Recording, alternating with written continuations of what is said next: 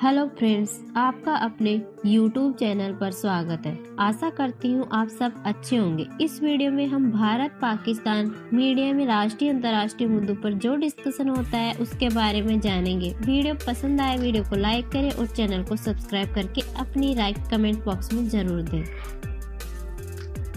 तालीम में पहले ही वो एक बहुत आगे है, खासकर इसमें कंप्यूटर में दे हैव ऑलमोस्ट मोनोपोली। दूसरा इसके पीछे जो इसके मुहरकात हैं, उनकी स्पेस में जो उनकी एफिशिएंसी है, उसको डायरेक्टली रिलेट किया जा सकता है नासा के साथ, अमेरिका की नासा के साथ। इस वक्त अमेरिका के अगर आप गूगल करके देखें तो उसको चलाने वाले सारे इंडियन नजाद, सारे इंडियन ओरिजिन के लोग हैं और वो आए हैं और IMF से वो मिल के आए हैं। सऊदी अरब ने कोई हमें खास नहीं डाली, कतर वालों ने भी कोई ख़ास नहीं किया। उन्होंने जो उनसे हम रिलीफ मांग रहे थे, ये जो सैलाब की वजह से, उन्होंने कहा ये कुछ नहीं है, जाएं और ये कीमतें महंगी करें और अपना जो अपने मामला कि इंडिया जो है वो अपनी नेशनल डिजिटल करेंसी भी इंट्रोड्यूस करा रहा है, क्योंकि जो रिजर्व बैंक ऑफ इंडिया है उसने रिसेंटली ये हाईलाइट किया है कि जो क्रिप्टो करेंसीज के नेगेटिव इफेक्ट कॉन्सिक्वेंसेस क्या हो रहे हैं फाइनेंशियल सेक्टर में, और वो कह रहे हैं कि हम अपनी ई करेंसी जो है वो इंट्रोड्यूस कराने जा रहे हैं। This is what Indians I think. वो ब्रिक्स में भी है, G7 में भी है, क्वाड में भी है, इंडो पैसिफिक इकोनॉमिक फोरम में भी है। दुनिया का किस फोरम है जिसमें वो नहीं है, इंडिया नहीं है।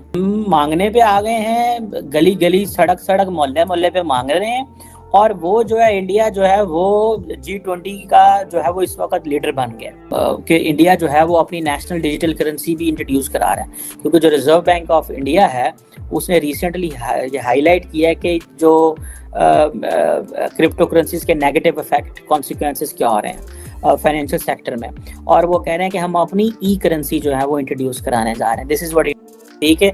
और वो जो है वो G20 crypto currency digitalization globalization एडे बड़े बड़े लफ्ज़ ने साढ़े मैंने पता साढ़े वज़ीर आज़म ने तो मुँह च फंस जाने ने लफ्ज़ लीडरशिप के। किसी वज़ीर आज़म हमारे किसी मिनिस्टर साहब को कहें ना कि जो हमारे IT के मिनिस्टर हैं लफ्ज़ ही मुँह चुआ दें, तो it will be tough job for him, ठीक है जी।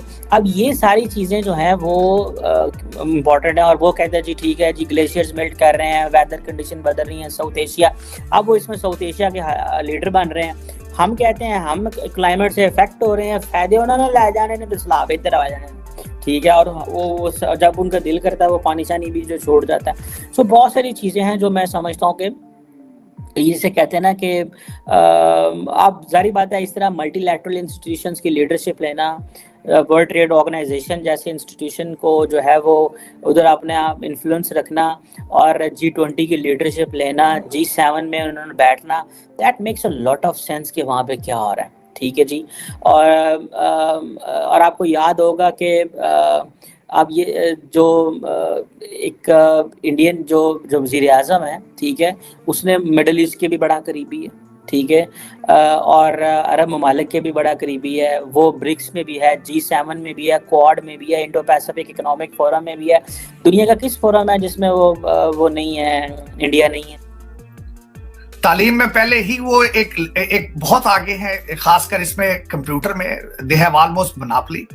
दूसरा इसके पीछे जो इसके मुहरकात हैं, उनकी स्पेस में जो उनकी एफिशिएंसी है, उसको डायरेक्टली रिलेट किया जा सकता है नासा के साथ, अमेरिका की नासा के साथ। इस वक्त अमेरिका के अगर आप गूगल करके देखें तो उसको चलाने वाले सारे इंडियन नजाद, सारे इंडियन ओरिजिन के लोग हैं, और वो सारे के सारे इसी, जिस तरह मैं आपको पहले हमेशा अर्ज करता हूं कि तकरीबन जो हमारे नई जो अमेरिकन ऑर्गेनाइजेशंस के CEO जो हैं, उसका डायरेक्ट फायदा भारत को होगा। बिल्कुल इसी तरीके नासा से सारी टेक्नोलॉजी और सारी चीजें वो भारत उससे मुस्तफीद होगा।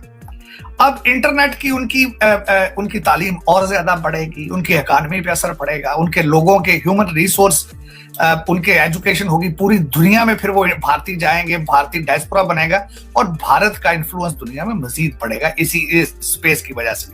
इस वक्त देखा जाए तो उसके बहुत लंबे जो लॉन्ग टर्म सैटेलाइट्स हैं, दूसरी साइड पर चीजें, और आप कंपेयर करें आप कहाँ खड़े हैं कि आपके नवंबर में जो एक अपॉइंटमेंट के ऊपर जो पिछले 4 महीने से डेडलॉक है, और वहां पे मार्शल लॉ भी लग सकता है। तो आप देख, आपका कंपैरिजन कोई नहीं है। मैं हमेशा ये कहता हूं, अब इस पॉइंट में मैं आ चुका हूं कि आपका कंपैरिजन इस वक्त ना बांग्लादेश से है ना भारत से है।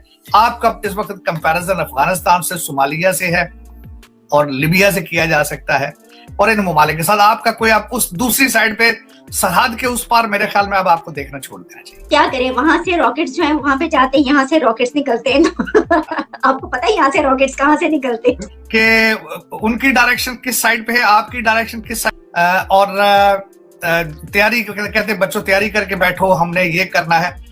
दो सूबे बल्कि आपके तो बिल्कुल ही जो है वो डिफरेंट डायरेक्शन में जा, उस पे जितना मैं क्या आप कहूँ कि आप आए हैं और IMF से वो मिल के आए हैं। सऊदी अरब ने कोई हमें खास नहीं डाली, कतर वालों ने भी कोई ख़ास नहीं किया। उन्होंने जो उनसे हम रिलीफ मांग रहे थे, ये जो सैलाब की वजह से, उन्होंने कहा ये कुछ नहीं है, जाएं और ये कीमतें महंगी करें और अपना फिर जो अपने मामलात को घर को दुरुस्त करें। तो अब चाइना में जाना है प्राइम मिनिस्टर साहब ने यार, तो मामलात तो फिर कुछ इनके आने से हल तो नहीं हुए साहब। मैं हल कब होते हैं, ये आपके मसाइल हल करने के लिए आए थे, आपकी इकॉनमी ठीक करने के आए थे। पेट्रोल की कीमत कितनी थी आज पता कर ले, बिजली की कितनी थी, वो दाल, मसर की दाल या कौन सी दाल, वो कह रहा है आधा किलो 310 रुपए की, यानी कि 620 रुपए की किलो दाल, काले मसर की दाल। काजी साहब आप इनसे फिर उम्मीद रख रहे हैं कि जो 4-5 दफ़ा इस मुल्क पे हाकम रह चुके हैं, ये कहते थे इमरान खान ना तजर्बाकार है, इससे तो करोड़ दर्जे बेहतर था।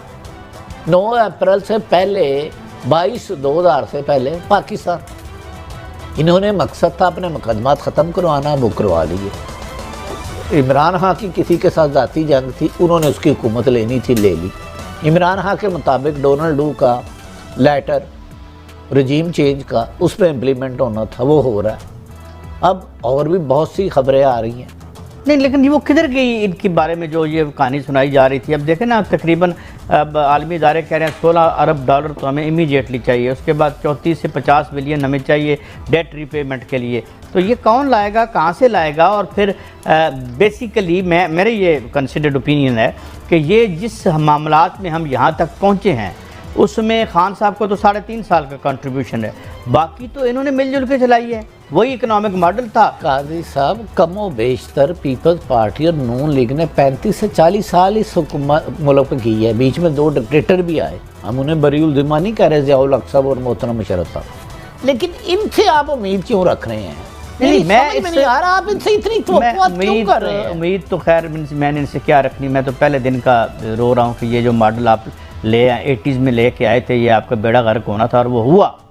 अच्छा, अब सवाल ये है कि ये कहते हैं साल हमने हुकूमत करनी है, मांगने पे आ गए हैं, गली गली सड़क सड़क मोहल्ले मोहल्ले पे मांग रहे हैं। और वो जो है इंडिया जो है वो G20 का जो है वो इस वक्त लीडर बन गया, ठीक है।